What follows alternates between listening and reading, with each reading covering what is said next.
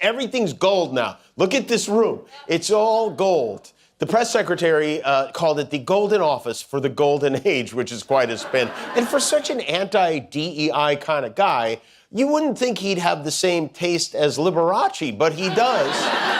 He has reportedly been redecorating with help from his, quote, gold guy, which I don't know what kind of a person has a gold guy. Imagine stepping into the White House expecting stately class and presidential grace, and instead finding yourself trapped in a Louis Vuitton fever dream directed by Liberace, produced by a QVC salesman with a glue gun fetish. Yes, Donald Trump has reportedly turned the White House into a solid gold monument to his own ego. The Golden Age, as his press secretary called it, because when the country is on fire, what better way to distract everyone than by spray painting the fire extinguisher? I guess it's back to shoplifting for me. And then we have the Easter dummy, Donald Trump, who, don't worry, is making lots of money, and he's spending money, too, specifically our money. President Trump has been doing an extreme makeover of the White House. Good evening, America, or should I say, welcome to Trump Tower Oval Office edition. In what feels like the worst crossover episode between MTV Cribs and House of Cards, Donald Trump is redecorating the most powerful house in the world like it's a Vegas slot machine. Everything is gold. The desk? Gold. The chairs? Gold. The copy of the Constitution? Probably dipped in 24-karat tears of democracy. Now I know what you're thinking. Didn't we fight a revolution to get away from gold-loving monarchs? We did. But apparently the ghost of King Midas is back, and he's orange. He has reportedly been redecorating with help from his, quote, gold guy, which I don't know what kind of a person has a gold guy. I don't know who. Maybe we elected Adam Sandler from Uncut Gems. Trump's gold guy is a cabinet maker named John Eichhardt. He lives in South Florida, and he's worked on similar projects for Trump down there. He's the one who child-proofed the outlets at Mar-a-Lago when Eric wouldn't stop sticking forks into them. Trump, according to reports, hired his very own gold guy. Not a decorator, not a designer, a gold guy. A man whose primary qualification appears to be having worked on the War Museum of Kim Jong-un Gaddafi's couch and Flavor Flav's teeth. You can't make this up. His name? John Eichhardt. A man who looks like he sells vape cartridges out of a recliner on Craigslist. Yes, folks. Trump is literally being advised on aesthetics by the Cheesecake Factory. And if you're wondering who asked for this transformation, nobody. But when Eric Trump keeps sticking forks in the wall sockets at Mar-a-Lago, I guess you call your guy to child-proof the White House. This is the same administration that claimed to be draining the swamp, but it turns out they were just gold-plating the alligators. Trump isn't just remodeling a building. He's melting down the very symbols of democratic service into a tacky golden throne of delusion. Because of inflation, Dollar Tree had to raise their prices to $1.25, and now because of these big, beautiful tariffs, they're reportedly planning to raise prices again, which is a problem because the store is called Dollar Tree. And so now they've even had to make adjustments to their commercials. But let's zoom out. Gold leaf isn't just a design choice, it's camouflage. The man promised to bring back jobs, reduce inflation, and drain the swamp. Instead, he gave us price hikes, a Department of Redundancy department, and tariffs so high that Dollar Tree is filing for emotional support.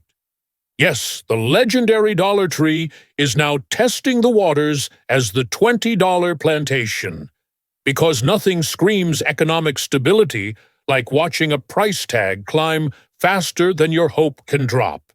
This is the man who campaigned on populism and now rules like the villain from a Netflix reboot of The Hunger Games, Mar-a-Lago edition.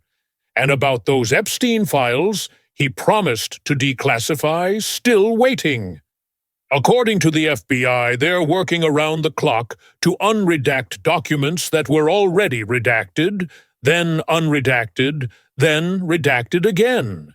At this point, the only thing more censored than those files is a Cardi B performance at a Baptist church. You know, they released jails, Georgia, from all over the world, and released them, not just South America, all over the world, the Congo and Africa. Many, many people come from the Congo. I don't know what that is, but they came from the Congo. You know, Congo, you know, like, come on, shake your body, baby, do that Congo, you know? No? But the redaction distraction is no accident. Trump thrives on turning governance into a carnival. Remember when he welcomed the Prime Minister of Italy and offered her Olive Garden as diplomacy? Because nothing fosters international relations like saying, "We microwaved this for you." And when asked about global migration, he gave us the unforgettable line about people coming from the Congo as if he'd just discovered geography via Spotify. "Come on, baby, do the Congo," he said. Because why not rewrite immigration policy as a 90s dance hit? This isn't a White House anymore. It's an infomercial for decline. We're just lucky he hasn't added a hotline yet. Call 1-800-GRIFTER for a gold-plated slice of American failure. A lot of families are dialing the festivities back this year due to the high cost of eggs. Egg prices are still very high, which has led to an outpouring of tips on the local news for other stuff you can color instead. Listen, Jesus did not come back from the dead for potatoes or marshmallows. He came back for boiled eggs, okay? Meanwhile, the media laps it up. Every gaudy chair and chandelier becomes a headline. Trump's transformation of the White House isn't policy, it's performance art. This man is playing four-dimensional Monopoly, where all the houses are hotels and they're all foreclosed. The obsession with style over substance is part of a broader strategy. Americans are too busy dyeing marshmallows for Easter because eggs are now a luxury item. At $6 a dozen egg hunts now require GoFundMe links. Local news outlets are suggesting people dye potatoes instead. Potatoes! Jesus didn't die for spuds, y'all. No eggs, no resurrection. That's not theology, that's economics. And who needs eggs when you can decorate a golden office with taxpayer money and an ego the size of the deficit? Even the Easter Bunny is reportedly applying for asylum in Canada. I got the arrogance of the U.S. president telling me that there's a monetary value to my sovereignty. Mind your own business, Donald. Square up your own country and leave mine the alone. And speaking of resurrection, Canada is rising from its polite slumber. Our northern neighbors are furious. Why? Because America under Trump has become that drunk uncle at Thanksgiving who insists he's the most successful person in the room while sitting in gravy-stained sweatpants. One Canadian rant went viral, where the man basically said, "Mind your business, Donald. Fix your house before you invade mine." And you know what? Fair.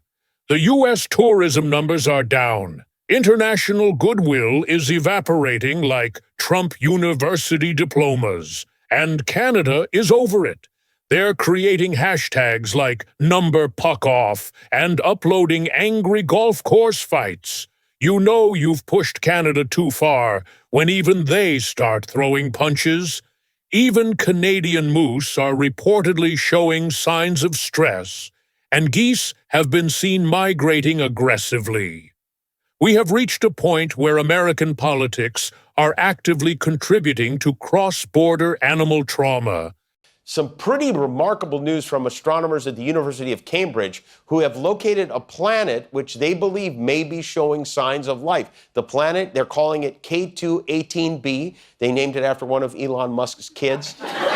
So where do we go from here? Cambridge scientists may have found signs of life on a planet 120 light-years away. It's called K218b, presumably named after one of Elon Musk's children. It has traces of life-sustaining molecules, and most importantly, no Wi-Fi signal strong enough for Truth Social. Let's send them. Trump, Elon, Jeff Bezos, J.D. Vance, all of them. Go forth, brave pioneers. Build space Mar-a-Lago. We'll stay here and try to figure out how to afford eggs.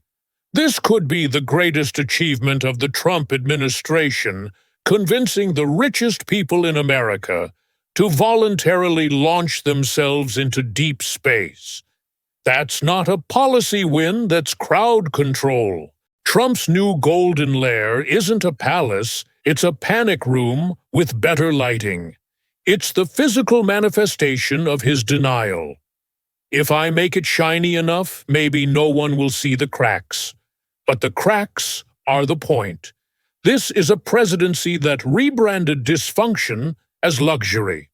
A movement that said, we don't need experts, we need vibes. And now we have the ultimate vibe, the world's first influencer president building a Versailles of vanity while the nation struggles to pay rent. It's Marie Antoinette meets the Home Shopping Network.